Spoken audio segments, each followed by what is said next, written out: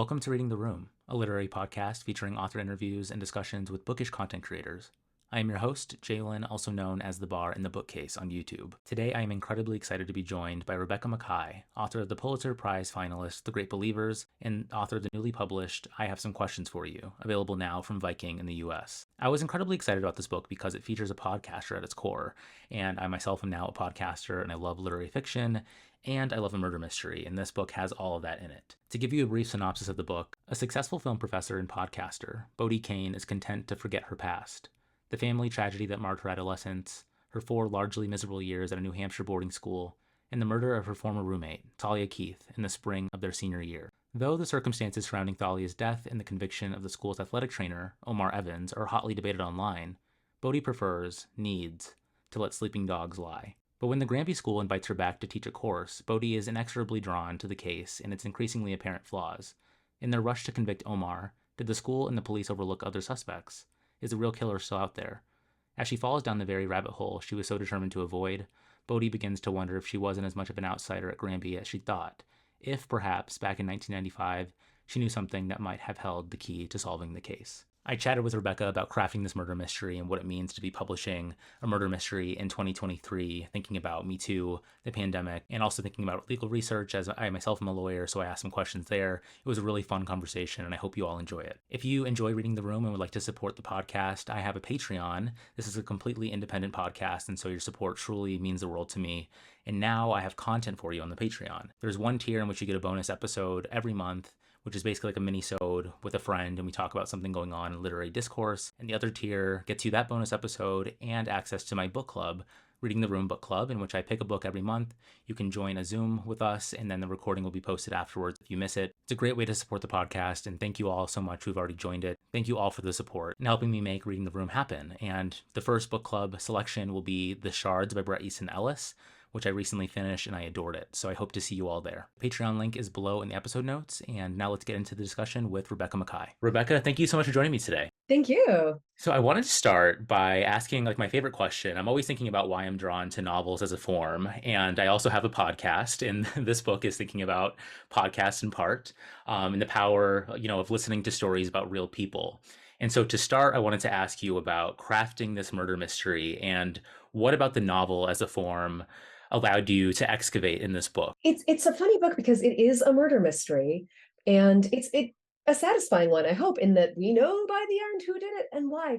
But it's definitely not in conversation, as much as I love the kind of, detective book or the cozy mystery or the clear-cut case thing. It's definitely not in conversation with those. It's in conversation with other messy literary books. It's something, the novel form is allowing me here to dig in and really give a realist look at a case like that. The project of the book is to take the kind of case that, for better or worse, captures the public imagination. Young, beautiful, wealthy, white girl, teenage girl at a boarding school of all places, right? This is like the thing that the world would just eat up. And to go, okay, you want to talk about a case like that? Let's talk about a case like that. Let's actually look at it. Let's look at what that attention does to the investigation, to witnesses, to the family of the victim. Let's look at the wrongful incarceration that is the underbelly of so many of these stories. Let's actually do it. And I've got like 400 pages to do it in, rather than a podcast where it's like half an hour, which is how a lot of true crime these days gets consumed. I've got 5 years of my life or whatever to write it and look into it. So it's a nice, the novel's an expansive form that allows me to do all that. Yeah, one thing I'm sure many people have asked you about already, but I think it's so essential to the book is the framing of this novel being about or being addressed to a you, and also implicating a certain character in this book, but also in a sense, I think the novel really, in a clever way, implicates the reader. So can you talk about how you landed on the title for this book, I Have Questions for You, and just speak on that? So, well, first of all, it was not the working title. The working title for years was 95, as in the year 95, the class of 95, which was my high school class. And partly I was like, I just want to like freak everyone out that I went to high school with so that they think it's about them, which of course it's not. But also just, to evoke the time. It didn't do as much work as the current title though. So, this book, it's a first person novel. This woman, Bodhi, is returning to her high school to teach, and she starts to realize some things. But it is also a second person novel. It is addressed to, I'll say, because we learned this very early, but it's addressed to this music teacher that she was close to, and that now she's looking back on with a contemporary lens and going, wait a second, you were too close to some students, including this girl who ended up dead. Hold up. And there was we were really searching and searching for a title. And there was a chapter that started with the sentence, "I have some questions for you." And I went, okay, you know what, it's a long title. I don't know if they're going to like that, but I think that's the title of the book, because the you, of course, is Mr. Block, this guy, but it's also the self and it's also the reader. And it worked for me. You found the title and it has multiple meanings. And I always make fun of sentence titles, like the titles that are like, here we are where we used to be beside ourselves, and I can never remember them, but then I ended up with one. So joke's on me. No, I think it's truly perfect. And I mean, one thing, tied to that too, I'm really obsessed lately thinking about books that are really concerned with memory. And this book is very much looking at different timelines, thinking about Yes. flashback and Bodhi reflecting on this time in her life and then how it's implicating the present. And there's this one chapter in which Bodhi has her students think about flashback. And just to quote the novel really Mhm. quick, it says, "We talked about the difference between a character remembering and the camera as the impartial eye on the actual past." And I thought that was really interesting. And so, could you speak Mhm. on how memory is playing on Yeah. this book? I did not want to jump back and forth in time. If only because I did that in The Great Believers. I didn't want to do the exact same move again. And I also, though, did not want this thing that kind of drives me nuts in fiction, where someone is like making a sandwich and they have a memory, and it is like 7 pages long in chronological order, completely detailed. Remember every piece of dialogue and which way the wind was blowing, and we're supposed to believe it. And that is just not the way memory works. It is something that I don't think used to appear in fiction until we got used to film technique. That is a filmic technique of whoop, or there, or either what she's talking about there, either we zero in on the character's face and like there's music and we can tell that we're in their memory, or it's just a jump cut and it's like 1932 and we see it, right? Um, that's a film thing, though, to actually take us there and show us memory is patchy, and we doubt our memory, and it's not chronological, and we remember one, like all we have to do is think of one little detail that evokes the whole thing for us, but it's not this whole, we don't remember in order. um so that made the book impossible to write is the problem, because how am I supposed to get all this stuff that happened in 1995 into the present if I can't go back there, and she's not going to remember it perfectly? But she does remember things. It's just that this book became about the fallibility of memory, the subjectivity of memory, the patchiness of memory. And so we get her memories as she would really experience them. In some cases, going, like, here's what happened. I remember the order of events. Going, here's why I remember. This girl never swore, and this one time she swore, so that's why I remember what she said. Or I think this is what happened, but I'm not totally sure. So, even so, we're probably getting more, detail than an actual memory. Like, but it's closer to to the reality of, we don't really remember anything. Some really interesting sections in this book too are when Bodhi's reflecting on possible murderers, and if certain characters were the ones to actually have done it, what would that have played out like? And I guess I wanted to ask you a Mhm. very specific, craft question in terms of the art of like the short chapter, because I think this book does short chapters so well, and it has a sense of propulsion. And so Thank I you. wondered if that was like top of mind for you in crafting this book. It kind of was. I had this idea early on that I wanted every chapter to be very short. One book that I loved reading as I was writing this has nothing to do with my book, but The Wrong End of the Telescope by Rabia Alameddin. It has very short chapters that are all titled, and I loved what he did there. And I was like, yeah, I want really short chapters with titles too. I want to do that. The titles were so distracting in my book. That did not work at all. And there were some chapters that just needed to be longer, but I love a short chapter. I don't know. So as a kid, I read, I think it's Alice Through the Looking Glass, the follow-up to Alice in Wonderland. And there's like a one sentence chapter very late in that book, a short sentence, and it blew my 8-year-old mind. It's like, he's allowed to do that. I could like just couldn't believe it.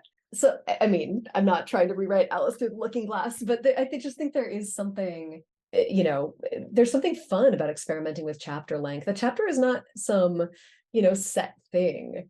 They're made up, they're arbitrary units. So why not cut in an interesting place? Why not patch things together interestingly?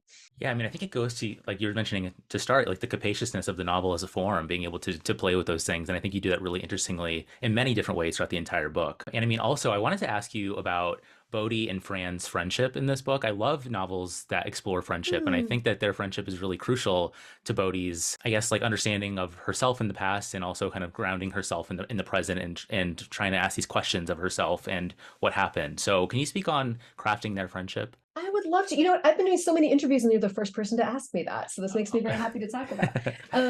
So yeah, I Fran was a character who just kind of announced herself to me.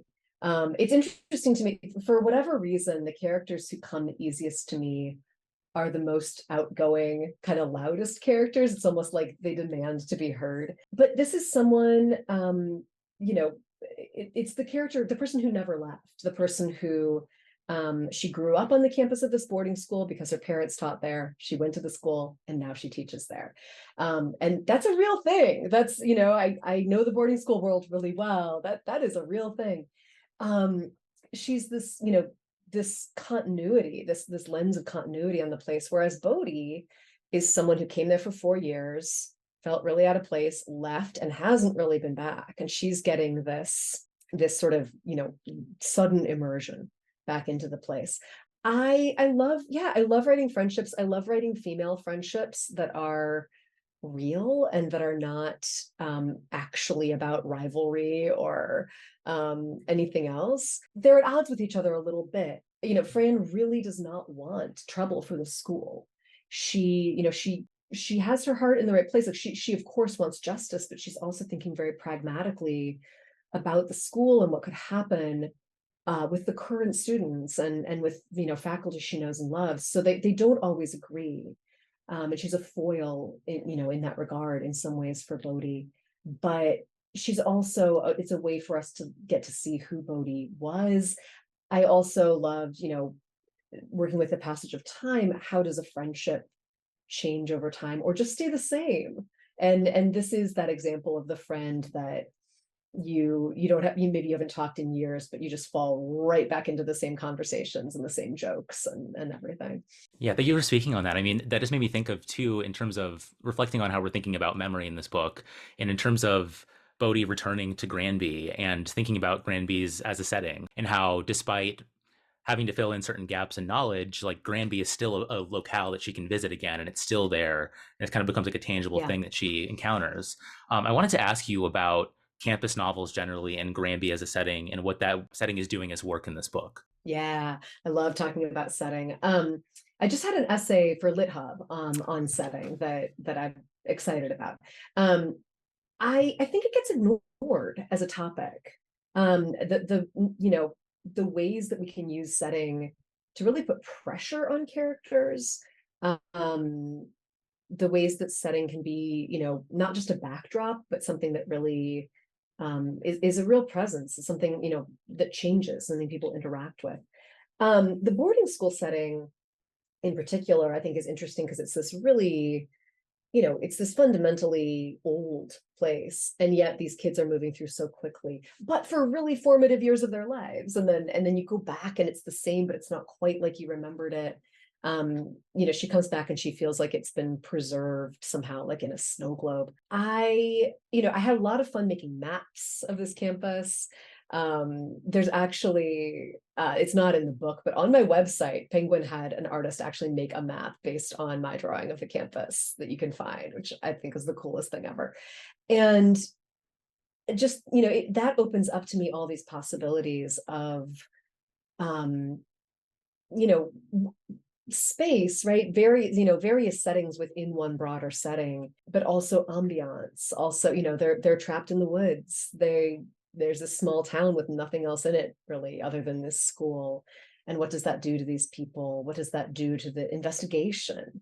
What does that do psychologically? What does that do plot wise? Yeah, that's so interesting. I saw your recent, reflections on setting, so I wanted to, ask you about it and then have you talk about it here. Yeah. That's really interesting. I myself am a lawyer. I'm not a criminal lawyer, but I loved learning about criminal law in law school. And so I wanted to just ask you generally about your, research into criminal procedure and how the law is factoring into this book. I wanted to write a realist novel, and so much of what we would, if we, as most people, if we just get our legal information from movies and TV and books, you'd really think things were honestly a lot easier to navigate. You'd think that things were fairer. You'd think that people reached the right answer more often. And you'd think that things worked a lot faster than they really do. So I worked, I had, several different sources, but in specific, this woman who was a public defender in New Hampshire, who, because it's not just what's the legal system, it is what is the New Hampshire legal system is the very specific question here, right? What is it like inside the New Hampshire State Prison for Men? It's a very specific question. This woman was able to really walk me through, just the technicalities of what would happen, the near impossibility of getting to a point of retrial. I think when we spoke, I believe she was the only lawyer who had ever gotten a murder case to retrial in New Hampshire in the past 100 years or something, and it was only once. I don't want the Perry Mason version. I want the like, oh my God, is this really our justice system? Are you kidding me version? And it's, of course, that means it's not going to be the most satisfying conclusion legally. Like, it's satisfying in that who did this thing, but it's not like, oh, unclip the handcuffs, have a good day, sir. Like, that's not going to be the way the story goes, because it's not the way these stories ever go. And going to, the realist novel of it all, in part two, it's not really a spoiler to say that it's set during the pandemic. And that adds, Right. Another wrinkle to things in terms of time Mhm. and also challenge. So did you always know you were going to write into the pandemic as well with this book?